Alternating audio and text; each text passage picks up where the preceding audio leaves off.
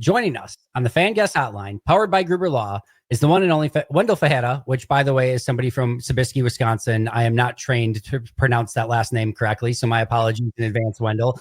You can find him on social media at Wendell FP. He is, of course, covering the Packers over on A to Z Sports as good as anyone in the business does it. Wendell, it's great to be chatting with you. How you doing, my friend? I'm great, and your Portuguese pronunciation is much better than my English one, so we're all good.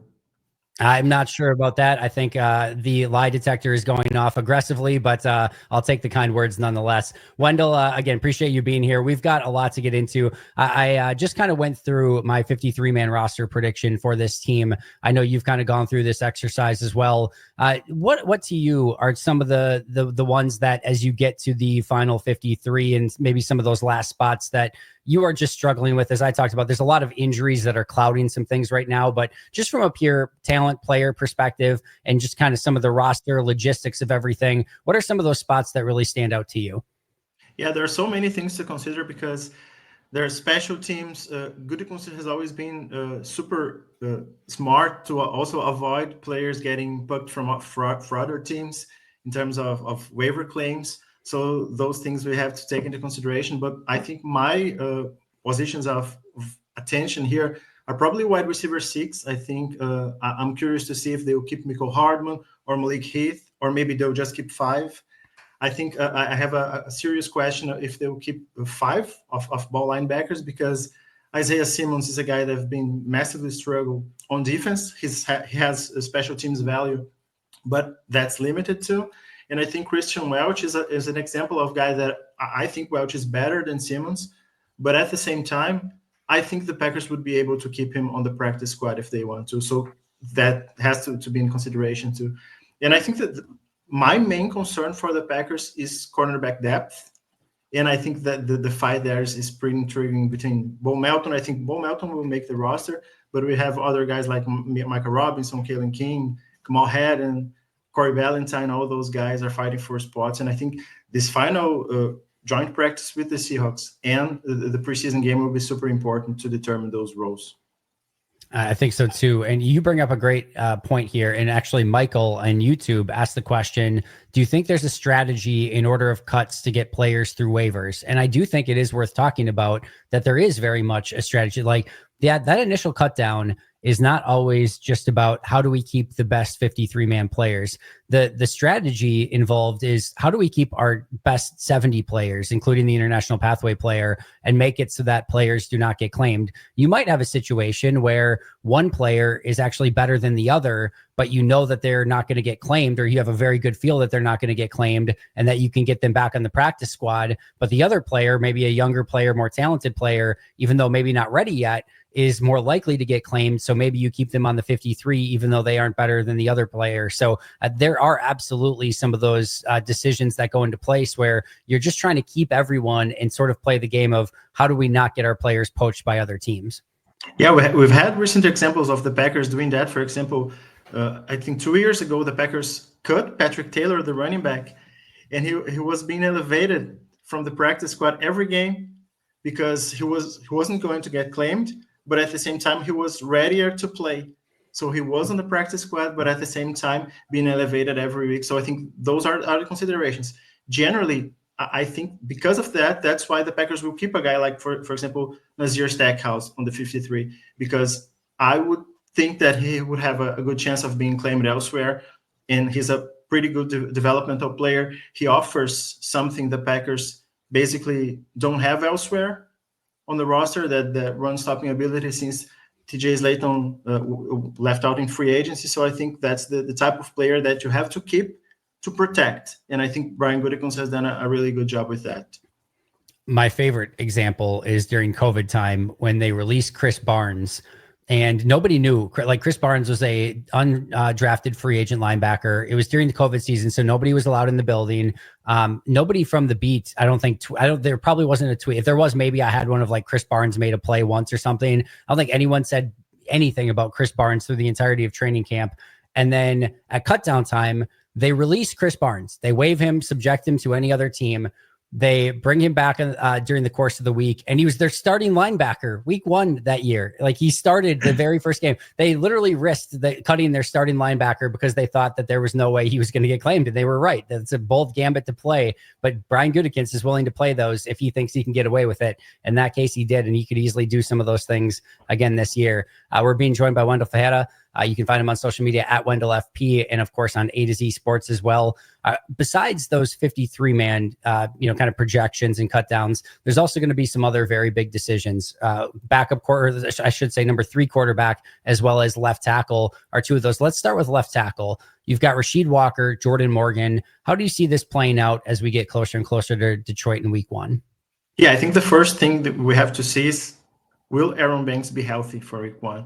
Because if he's not, then I think Morgan will have to slide to left guard, and Walker would have to play left tackle. Ideally for the Packers, because Walker is entering the final year of his deal, I think they prefer Morgan to be the starter in a perfect world.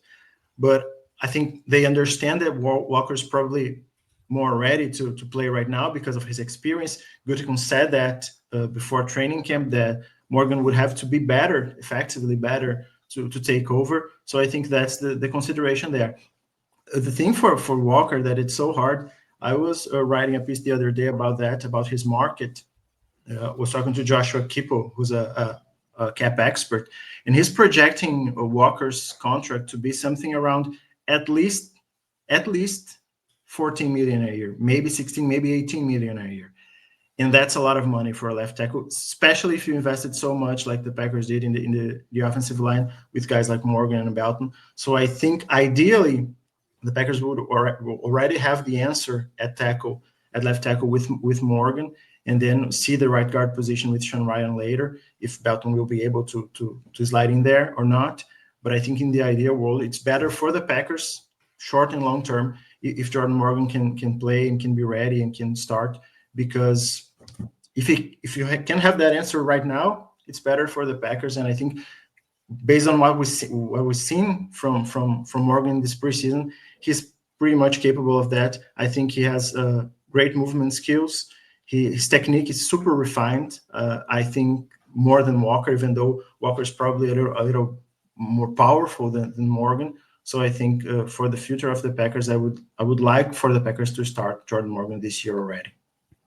Yeah, I think there's a really good chance that happens. I do wonder if they maybe go a platoon or a rotation at that position as well, just to keep Rasheed fresh. And also, like, you're kind of doing Rasheed dirty a little bit. Like, you just mentioned that contract that he's going to be eligible for. If he doesn't play, it's going to be really difficult for him to kind of get that on the open market. And I don't think he's going to be too happy about that. I don't think you want to get rid of him and trade him away because you have no depth if you do anything like that. So, I do wonder if they maybe have some sort of rotation there where both guys get to play. Now, maybe by week 4, if Morgan is just grossly outperforming Rasheed Walker, or vice versa, maybe you scale that down and it's just whoever is the better one. But I do wonder, and we've seen it before, obviously, with Rasheed Walker and Yash Nyman doing that rotation at left tackle previously. That'll be an interesting one to keep an eye on. The other one I mentioned, that number 3 quarterback, this probably doesn't affect the 53-man roster in any way. I think we're all expecting it's just going to be Jordan Love and Malik Willis at quarterback. But if you had to keep only one on the practice squad, how are you kind of attacking that 3rd quarterback position? Yeah, this is an interesting discussion because last year the Packers had a similar discussion with Sean Clifford and Michael Pratt, but the circumstances were different because Malik Willis was just coming in. The Packers possibly needed someone to play right away if Willis wouldn't be ready. So they kept Clifford over Pratt because they expected Clifford to be ready to play at that point. I think this year it'll be a little bit different because they know Malik Willis is the backup quarterback. If they need him to play, it's okay. So I think they'll keep Elgersma because he has a higher ceiling. He's more of a developmental player. We can see he's still adapting to American football, coming from a Canadian background. But I think at the same time, it's important for the Packers to think about next year because Malik Willis is in the final year of his deal. So I think the Packers will keep Elgersma and try to develop him. And if he doesn't, then you have to anyway find a backup option next year. But LaFleur said that last week. The objective, the goal for quarterback 3 is to develop him into someone that maybe can eventually play. Not saying that Clifford can't, but I think we have more evidence so far that Elgersma, because of his arm talent, because of his frame physically, I think he has a higher ceiling. So I think the Packers must keep him on the practice squad. It's unrealistic to keep both. And I think if they need eventually Clifford to be back, I think he'll be available at the same time. So I think it's safer to keep the Canadian guy and see how he develops. I think if you are in year 3 as a drafted quarterback and you're not easily beating out a Canadian quarterback who has never played this style of football before, you have your answer on that third quarterback. Like if you're in year 3 and it just, you haven't seen signs of it, and this isn't just a very clear and obvious, oh yeah, it's just Sean Clifford, then you go with the younger guy who has the upside, and you sort of start that cycle over, and you give Elgersma a year or two to see if he can develop, because I think you already know what Sean Clifford is and what he isn't. And Elgersma, there's still enough of a question mark of like, oh, could you mold him into something with the arm and the talent that he has? So, and at that point, if you get to the third quarterback, you're signing somebody at that point anyway, before you're starting either of those two in an ideal situation. And if you do need to start either, it's not going to go great either way. So you might as well just take the guy with more upside and just develop him. Yeah, and the Packers, when they drafted Clifford 2 years ago in the 5th round, their project was to have something like trying to replicate what the 49ers did with Brock Purdy. Let's draft an older prospect who's ready to play right now if needed, because they needed a backup. They didn't have money to invest in a backup quarterback, so they took Clifford. Probably they reached in the draft to get him. So he's an older prospect coming into year 3, so they kind of know who they are, and it's his ceiling. The project of Clifford was that he was coming ready to the NFL, so he is what he is at this point. And I think if the Packers are moving forward, they need someone with probably a higher ceiling and a bigger room for development. I think Elgersma is that guy. I could easily see a situation where maybe the third quarterback is not on this roster too, and if they like somebody in cut down time or waivers, that maybe they take a chance, not signing off of waivers, but just taking them and maybe signing them to a practice squad off of another team as well. But we'll have to see, obviously, how that plays out. You had an interesting topic that I saw you kind of pose out there. Could the Packers trade a wide receiver to the Minnesota Vikings? So you usually do not see teams with it. It's coming actually a little bit more common where you'll see players traded within the division. TJ Hawkinson, a great example of that, going from Detroit to Minnesota. So it's not totally taboo like it once was, but walk me through this idea that Green Bay could maybe trade a wide receiver to the Minnesota Vikings. Yeah, the Packers will probably keep 6 wide receivers on the 53-man roster, and I've heard something on social media that maybe the Chiefs would be interested in Mecole Hardman, because obviously he has a great connection there. But at the same time, the Vikings are looking for a wide receiver, and I think for the Packers, it would be better to keep at this point Malik Heath over Mecole Hardman. And because he's just a better wide receiver, he doesn't offer as much on special teams, but I think the Packers have enough special teamers on their roster, so the Rich Bisaccia quota is already completed. So I proposed for our Vikings beat writer at AZ Sports, Tyler Fornes, a trade for something like Mecole Hardman for a 7th rounder or something like that, because I think he would offer the Vikings some slot play, some special teams ability. They need depth, especially while Jordan Addison is suspended. And for the Packers, it would be a free pick. I know intra-divisional trades are hard, as you mentioned, but at the same time, Kwesi and Gutekunst have already made some trades. They made the Christian Watson trade. The Packers traded up with the Vikings to get Christian Watson. And Kwesi is a pretty smart guy, and he doesn't care about old stuff much. So I think they would be fine doing trades together. And it would be good for the Packers. It's a guy they would probably cut anyway. So getting some draft capital back is smart, and the NFL has been super active over the past few days with trades.